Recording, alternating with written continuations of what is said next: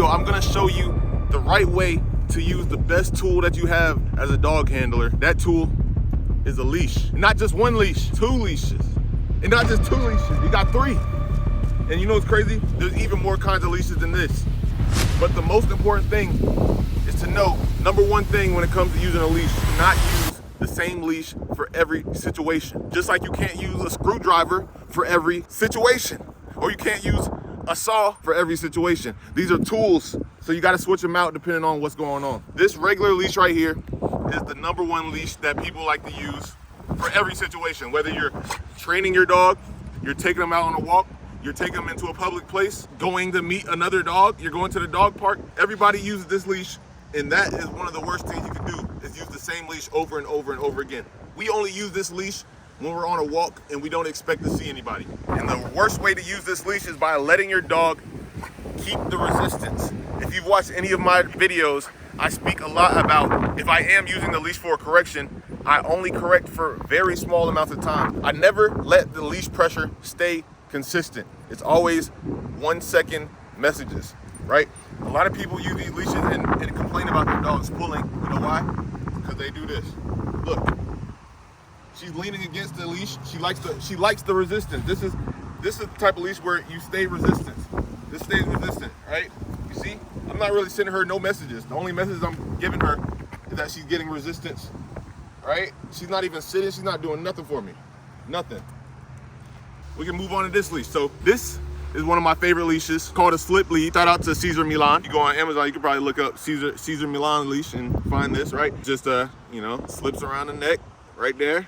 And then it actually has a part on the end, so you can have one around the run around the neck, run around the nose. This is for ultimate control.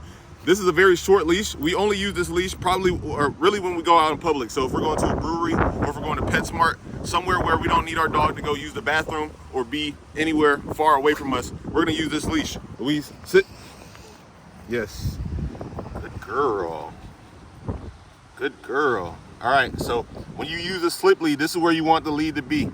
Top of the neck, not down here, like a regular leash and a collar. It has to be right here at the top of the neck. This is where you get the most control. This is the type of leash that sends a message. If she's resisting, if she's getting pressure from the leash, it's actually sending a message. For example, for us, we teach our dogs, if she feels pressure from a leash like this, lifting up, it's gonna put her in a sit. That way I don't even have to use sit. Because like I say in all my videos, do not use a command unless you know it's gonna work. So if I don't know if she's listening to my voice, all I gotta do is this. Yes, good girl. We keep this short leash for whenever we don't want her to stray too far from us. So she's gonna walk with me. She's not straying too far. And you do a good job at teaching your dog how to walk on a leash. It never needs to be tight. It never needs to have pressure. See? It never needs to have pressure. I can walk this leash with my pinky. Good girl. Very good girl. Yeah. It never needs to be pressure. So this is a leash that we're gonna use probably when we're on a walk and we want her to go explore a little bit. Okay, come on.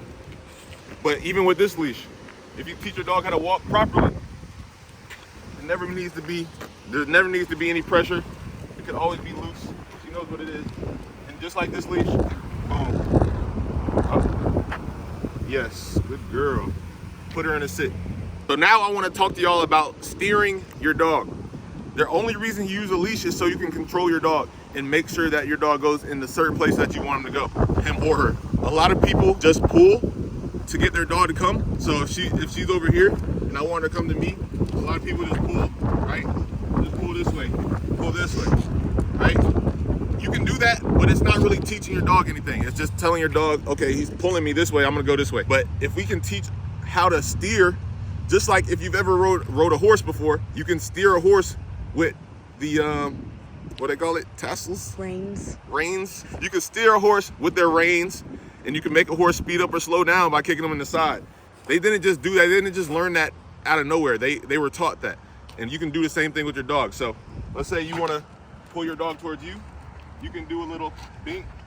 Yes. Right?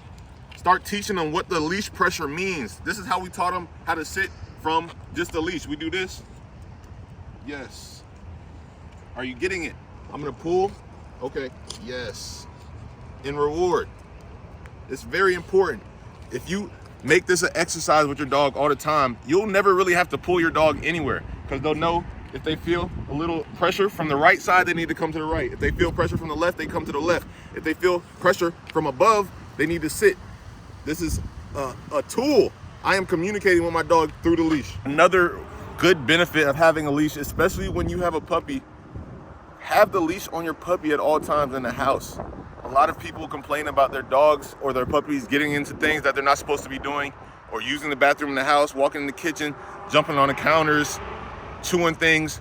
This could all be solved if you keep a leash on your dog. Not to say that your dog has to feel restrained. They can walk all around the house, but if they have a leash on at all times, instead of the correction or the punishment coming from you, their owner, which you want to give them as little punishments as possible unless they really deserve it. This is the universe. The punishment's coming from the universe, right?